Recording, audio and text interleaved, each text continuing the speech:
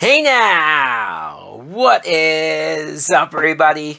My name is Mike Brown, aka Review King MB, and it's the finale, the season 1 finale of Smallville Rewind.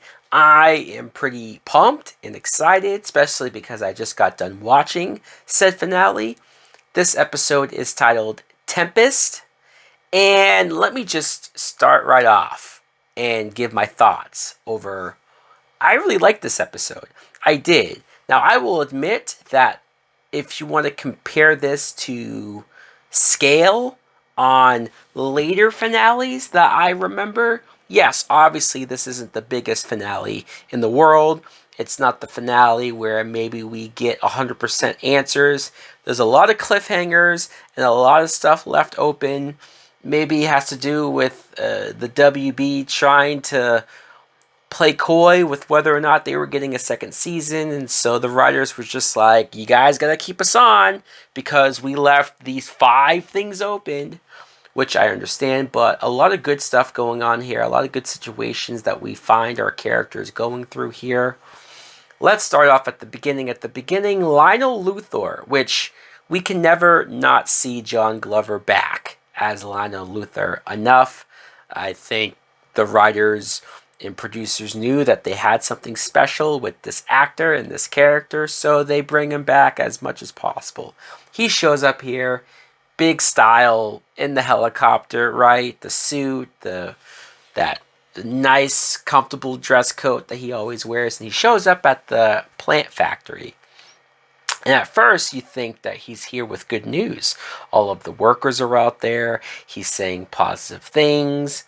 And then he drops the bomb of like, well, it's not you guys' fault. It's because of bad leadership, which he's throwing his son Lex under the bus. He says he's shutting down the power plant immediately. And then he's like, good luck. He just walks away. I'm like, what the fuck? What a piece of shit. What an asshole. I mean, look, even if you want to try to play billionaire or one of these asshole CEO types that say, and Lionel does in fact say this to Lex, that, hey, we weren't making a profit. What was I supposed to do? This is the only logical thing to do. We're not here to make friends. We're here to make money. Look, there's a small part of me that understands the mindset of business where, yes, that is true, but it's the way he did it. The way he just flaunted his own wealth in front of all these workers, knowing what he was about to do. The way how he built up all of their self-esteem and their pride for working where they work, only to shut them down. The way how he put the blame on Lex to make everyone hate Lex more than they already do. There are a lot of people that hate Lex just because of his last name. But for all of the good that Lex has been doing this whole season of trying to make good with certain people, not just Clark and the Kents, like everyone, right? He's been trying. Lionel just undid all of that in one horrible move. And also, I forgot how often we see Chloe's father. Like, we see him at the beginning here. I forgot that, like, oh yeah, he works at the power plant. And because of Lionel, he just lost his job, which plays into the idea that Chloe might actually have to be leaving Smallville at some point. But let's jump to, we see Clark. He's nervous about the spring formal, the dance. He wants to look good, and he's asking Pete for advice. We don't see Pete Ross a lot in this episode, or really practically in general. Pete gives him advice on, hey, you should wear this.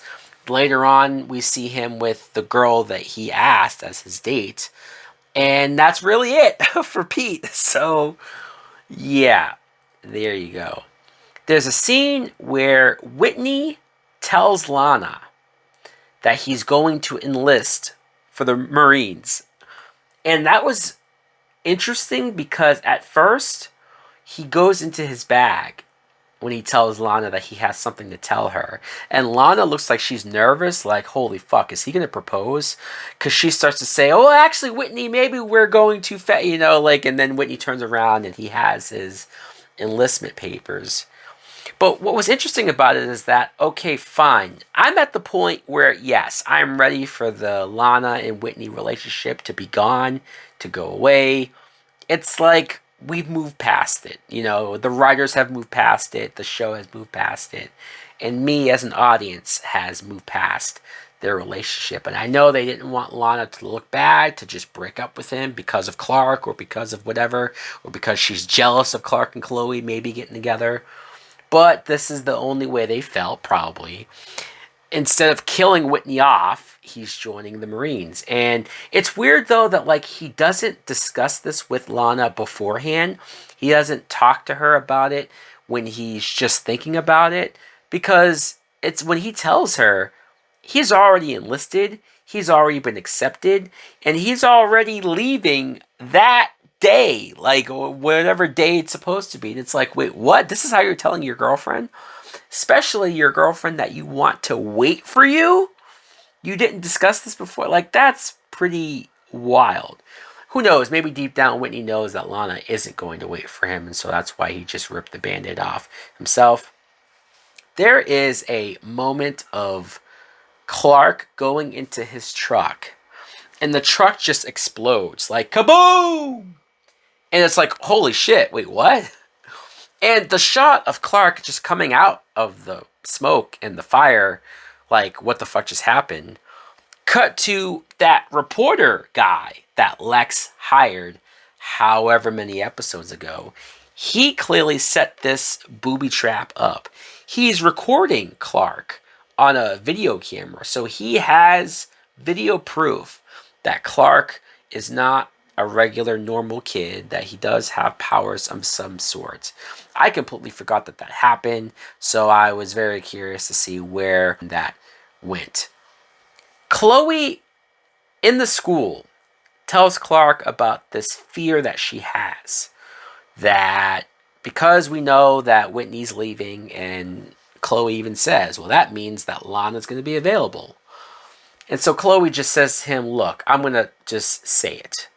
I'm afraid that you're going to run off to the bus station, tell Lana how you feel about her, and I'm going to be left at the school dance alone. And remembering how this all ends up, I did feel bad. I did go, oh, Chloe. Literally out loud, I said, oh no, Chloe. She's too nice. She really is. Chloe is too sweet, too nice of a girl. She doesn't deserve what Clark is about to give her. As much as once upon a time I thought, yeah, why not Clark just date Chloe? She's great. She's clearly into him. She's way more into him than Lana is. And if Clark actually committed to Chloe, she probably would be a better girlfriend than Lana was. But the problem was that Clark was never actually had real feelings for Chloe. I think Clark is exploring it.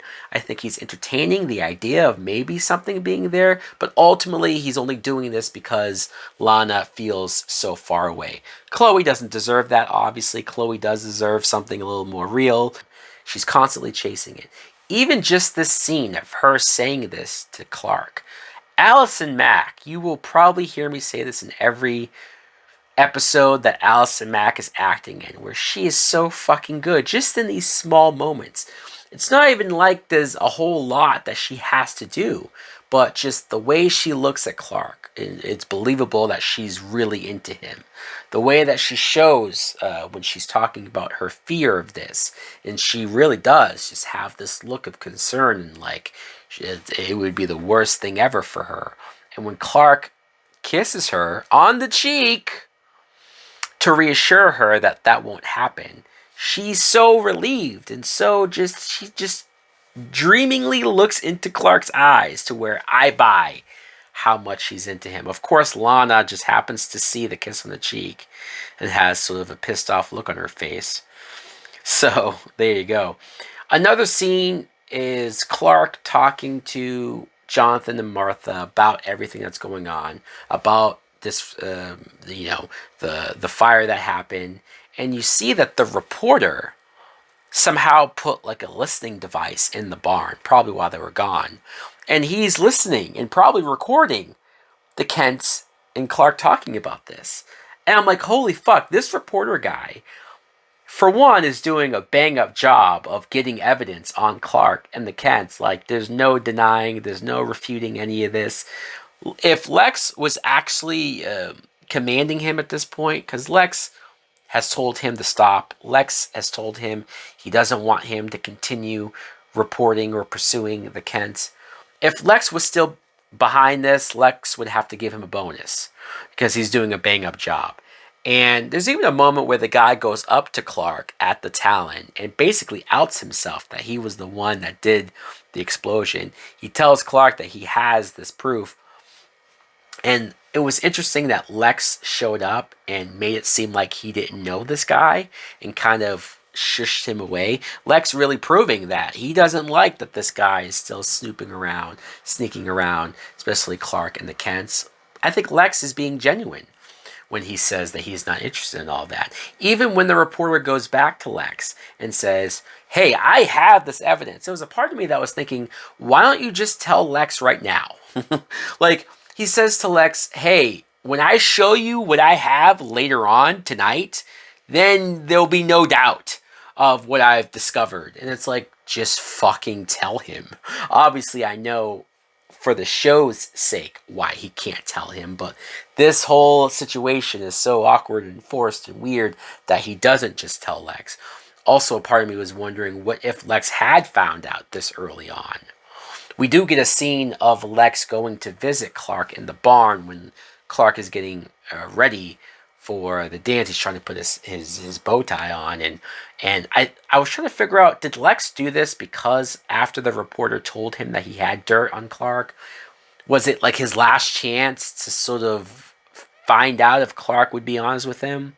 Because he almost tries to say that, like, hey Clark, no matter what, we're still going to be friends. I hope you feel the same way, no matter what happens, no matter what comes out. Even Clark's like, why? What's going to happen? And Lex is like, oh, you know, just something. Anything. I don't know. I have a bad feeling. Right? So, like, it was interesting trying to read Lex's mind or trying to figure out where Lex was coming from in that stance. I loved Chloe arriving to pick Clark up in her car, because obviously Clark's truck blew up. But I love that when Clark told Chloe about the truck and he was like, oh, I can go ask Lex for a limo, but I don't want to make it awkward because of the plant firing. And she's like, dude, I can just pick you up. It's fine. Like, it's no big deal. And, you know, like, Cinderella wasn't my role model or anything. Like, it's totally cool. This is why Chloe is awesome, right? Like, she has her driving up and she's in her dress and she's asking Clark if she looks fine. And Whitney is about to leave. He takes Lana to the gym where the dance is going to be before anybody's there. And he wants to have one last dance with her. At this point, I'm kind of over it. At this point, I'm like, all right, Whitney can just go. He can leave.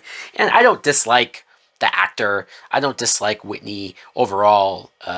In fact, this next scene made me really like Whitney, seeing the complete change and turnaround that he had as a character. The next scene is he runs into Clark and Chloe, and he wants to talk to Clark alone.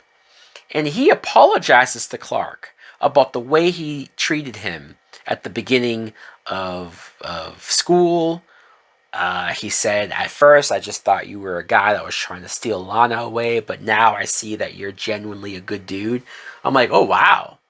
He said, I'm sorry for the way I treated you. I didn't remember that at all. That kind of blew my mind. I'm like, wow, I don't remember Whitney apologizing and actually saying all this to Clark. And I also forgot about this as well.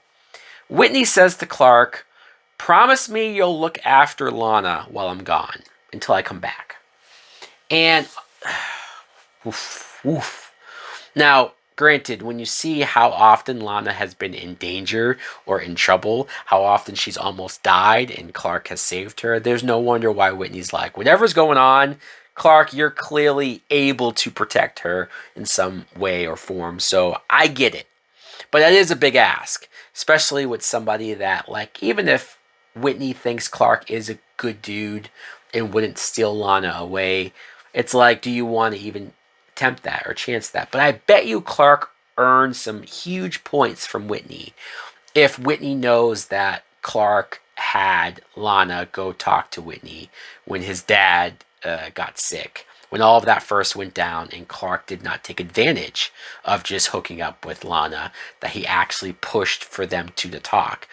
And if Whitney figured that out or knows about that, then that probably has a lot to do with it. Clark reluctantly says, okay, like he says, I will look after her, okay. But it's like, man, it's like awkward, but also nice.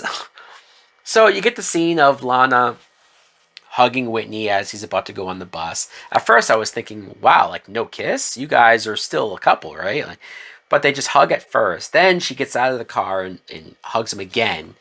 Now kisses him. And the whole time that they were hugging, like right outside of the bus, it was super windy. It was super like, there was clearly a storm about to happen. And the whole time I'm just wondering, like, does Whitney realize that, like, Lana is about to be out in the storm? Super dangerous. In fact, when she's driving away, good acting from Kristen Cruick, where just tears are streaming down her face. And then the storm happens. She, like, this giant desk or something, I don't know where this came from, came into the air, hit her truck, and she swerves and crashes. And then she gets out of the truck and looks out and sees 3 tornadoes. This reminded me of Twister, where it was like this huge phenomenon of like this triple tornado that was coming together to form this super ultra mega tornado that would kill anybody, that would rip anybody apart.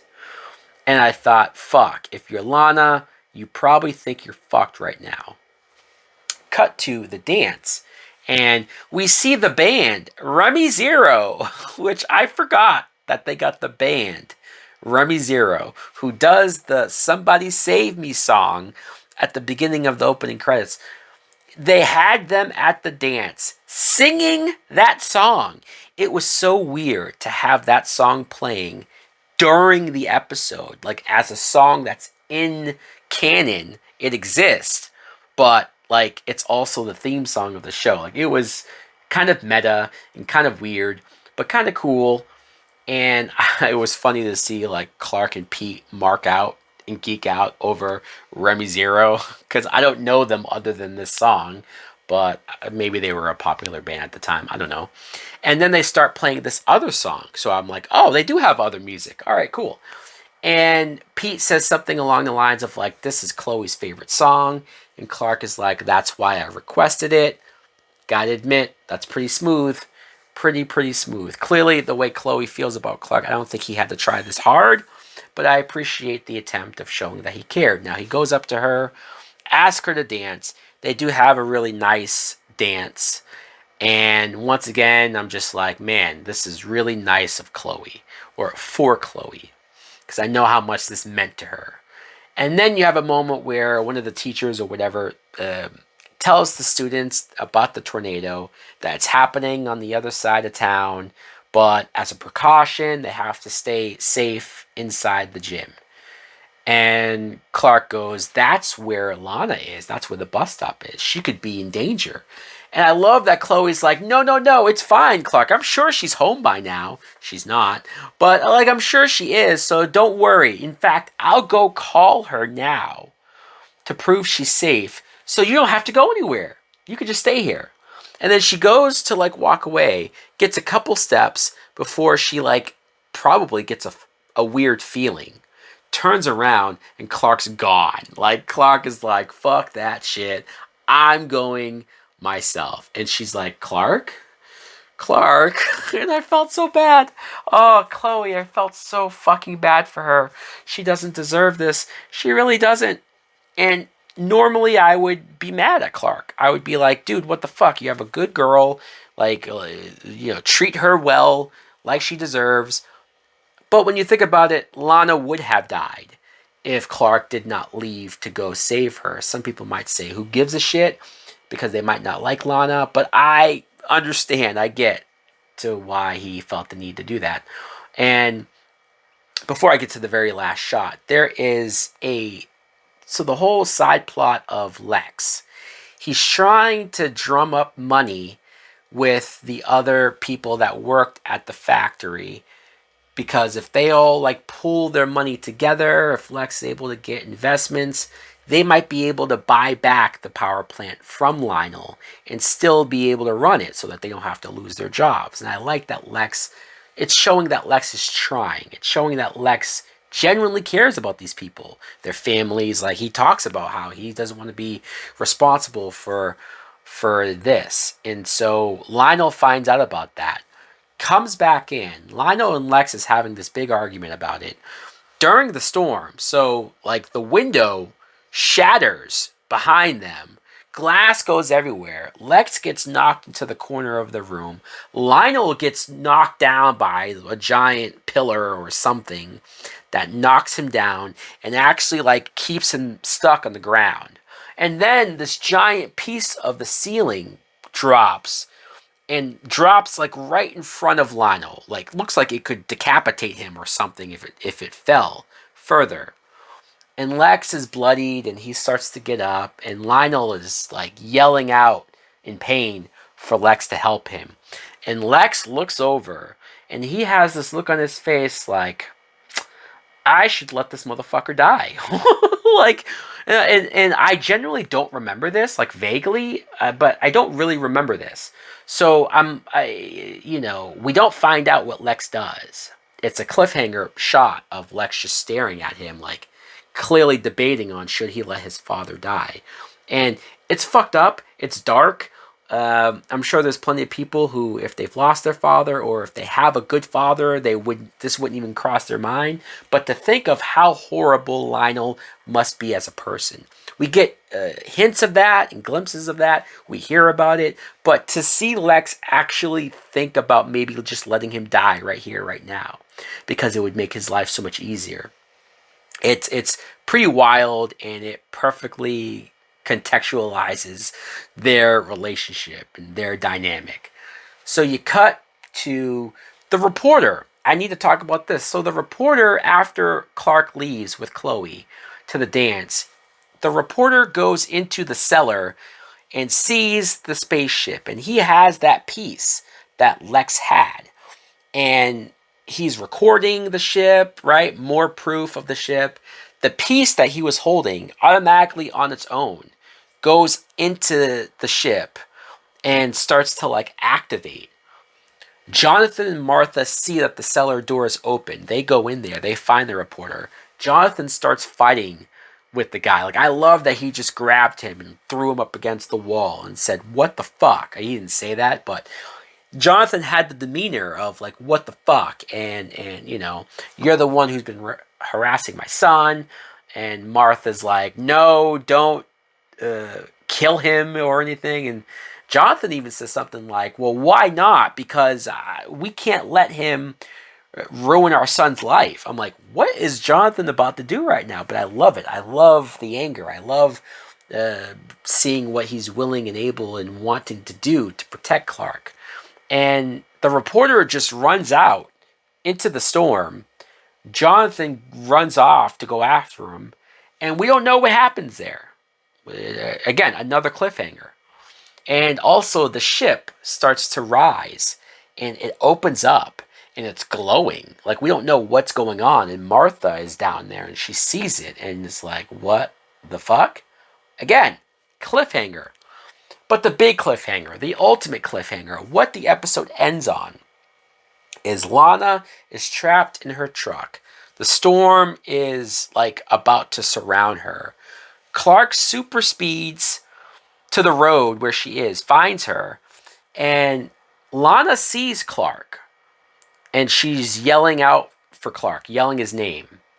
And like, obviously, what can Clark do if he didn't have powers, if Lana didn't know that he had powers? But it shows how desperate she is, how scared she is. And the shot of the truck rising up into the tornado, and Clark just running straight into it, straight into the storm, straight into the tornado, without even thinking about it, probably without knowing what he could do for sure himself. Great Great stuff. Great cliffhanger. Like, once again, I know it feels like it's a little bit of blue balls that, like, well, how can you end it here?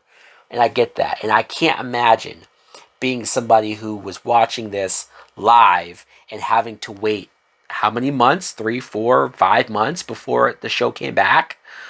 Because when I started watching the show was already a few seasons deep, and I started watching it from the beginning and caught up until whenever the show was on, like season 5 or 6. So I didn't have that wait for this particular finale. Man, that must have sucked for those people. Anyways, guys, let me know in the comments below, what did you think of the season 1 finale of Smallville, Tempest? Did it live up? Was it awesome? Were you disappointed? Thanks for watching. Like, comment, subscribe. Later!